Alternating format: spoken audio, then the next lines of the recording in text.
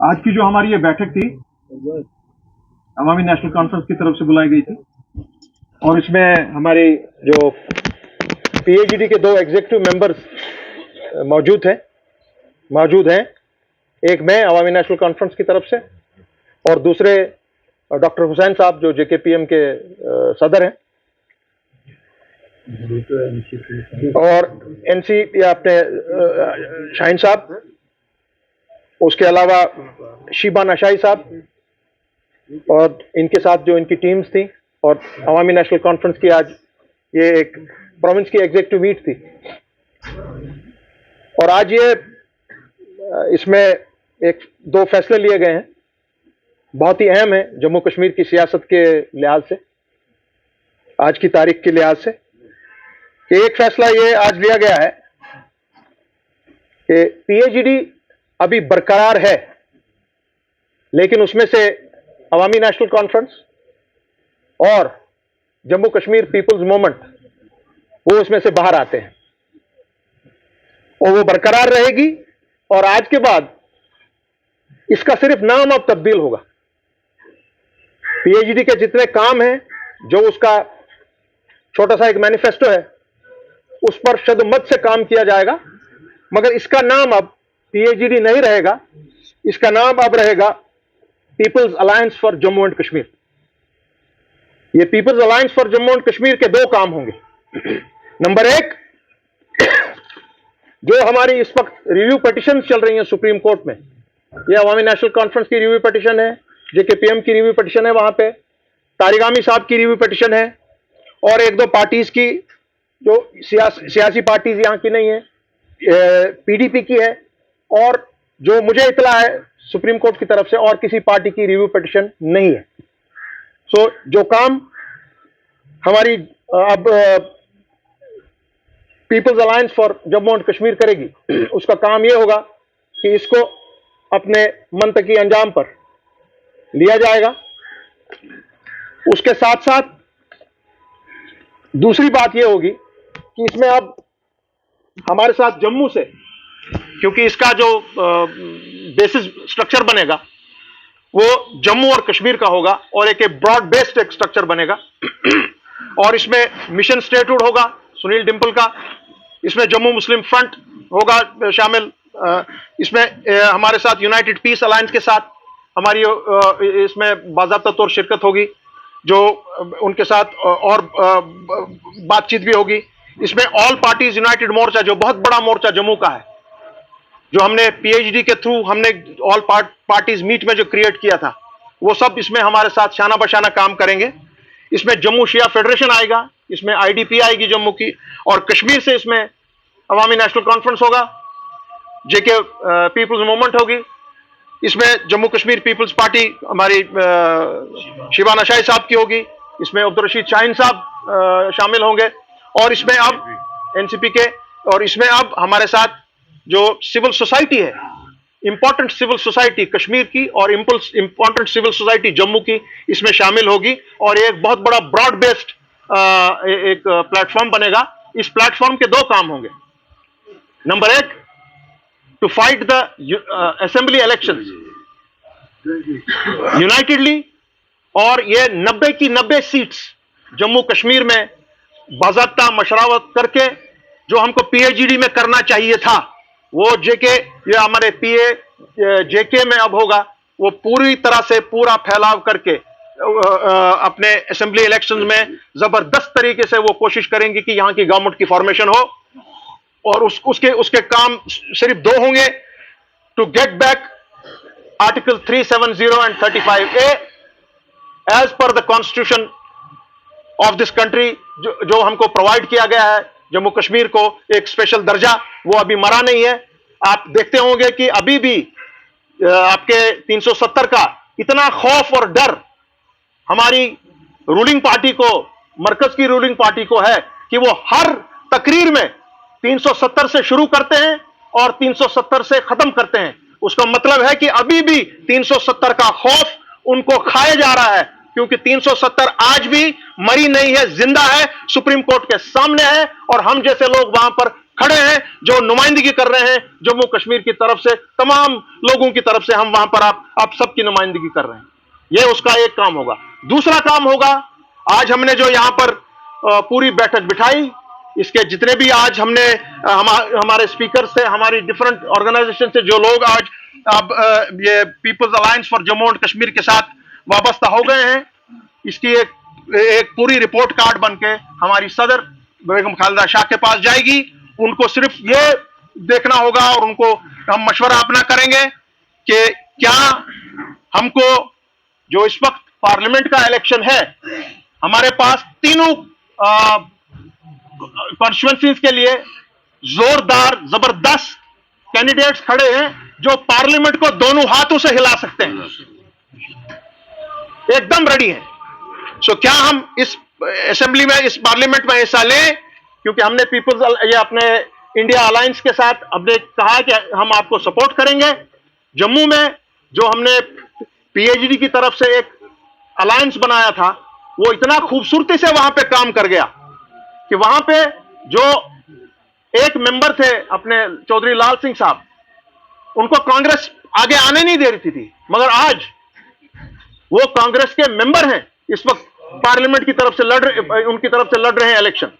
सो अगर जम्मू में ये अलायंस चल गया, लद्दाख में इस वक्त जिस तरीके से लद्दाख बुद्धिस्ट एसोसिएशन और आपका अपने करगिल डेमोक्रेटिक अलायंस चल रहा है, कश्मीर में अलायंस क्यों टूट गया एक सीट के लिए या 2 सीट के लिए?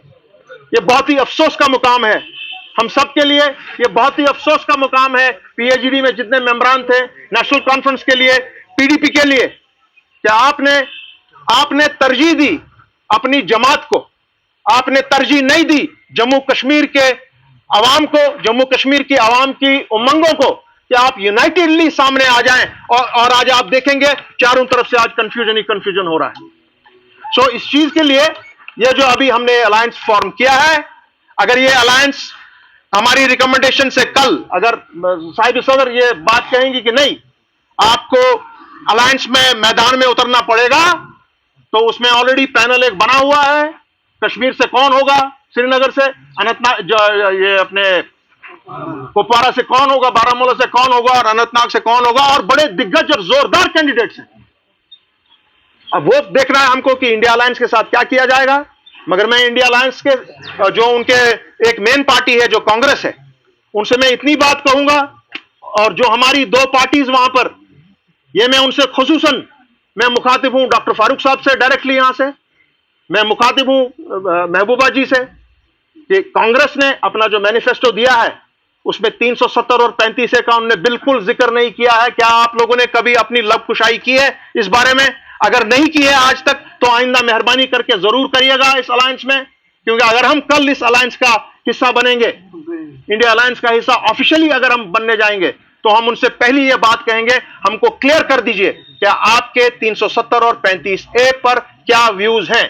It is not enough to tell us that we are going to restore the constitutional rights of Jammu and Kashmir. You have to be very careful, very upright and say that we are going to help in restoring of 370 and 35A.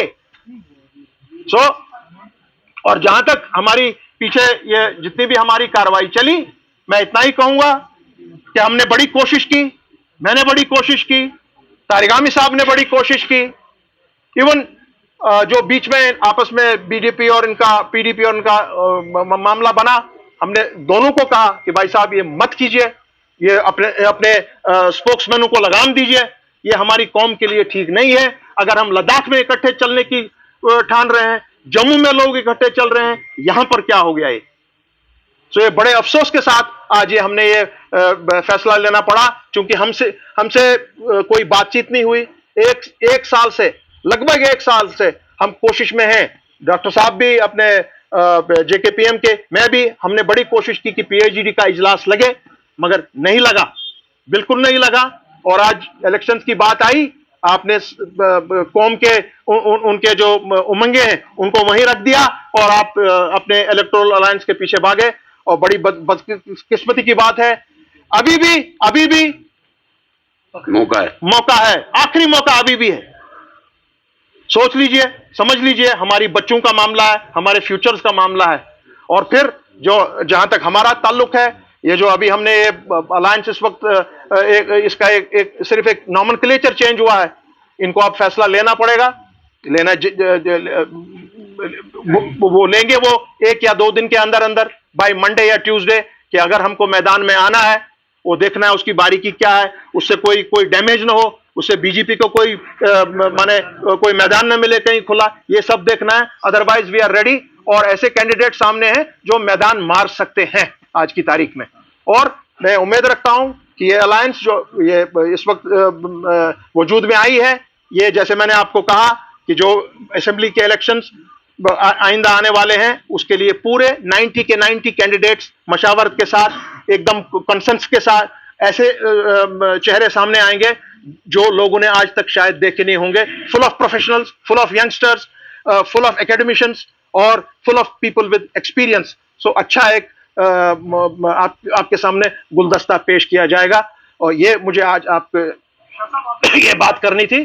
सो इंशाल्लाह मुझे उम्मीद है जी। एक तो आपने बताया कि PHED का नाम जो है वो पीएचईडी का काम वही रहेगा, जो अधूरे काम हमारे हैं वो चलेंगे, उसका नाम अब चेंज हो गया है peoples alliance of Jammu and Kashmir. आपने ये भी जिक्र किया है कि हम बेगम साहिबा को बताएंगे, क्या फारूक अब्दुल्ला साहब प्रेसिडेंट नहीं रहे पीएचईडी के?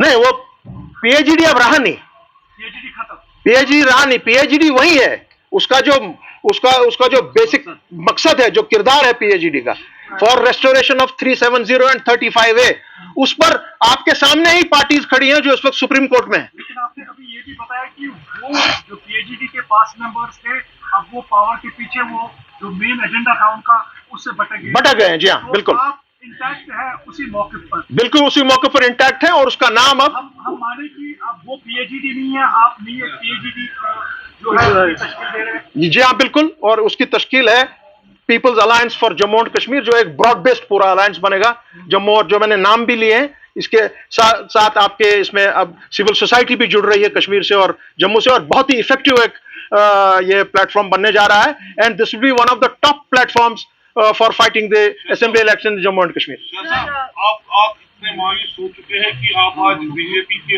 वर्जन का सेकंड कर रहे हैं, जो उन्होंने पीएचईडी के क़याम के वक्त किया था कि इलेक्टोरल पॉलिसी, जब यहाँ पे हो जाएंगे इलेक्शन हो जाएंगे तो उस वक्त ये जमातें बिखर जाएंगी। क्या ये आपको नहीं, मतलब आप इतने मायूस हो चुके हैं कि आप उसी वर्जन का, उसी मौक़िफ़ को आज दोहरा रहे हैं? जी नहीं, मैं मौक़िफ़ को नहीं दोहरा रहा हूँ, मैं सच्चाई बयान कर रहा हूँ जो प्रैक्टिकल है। तो बीजेपी भाजपा की उस वक्त का जो बयान, वो मौक़िफ़ था, वो बिल्कुल फीसद सही था कि जब इलेक्टोरल पॉलिसी यहाँ पे आएगी, इलेक्शन होंगे तो ये पार्टी यहाँ बिखर जाएंगी।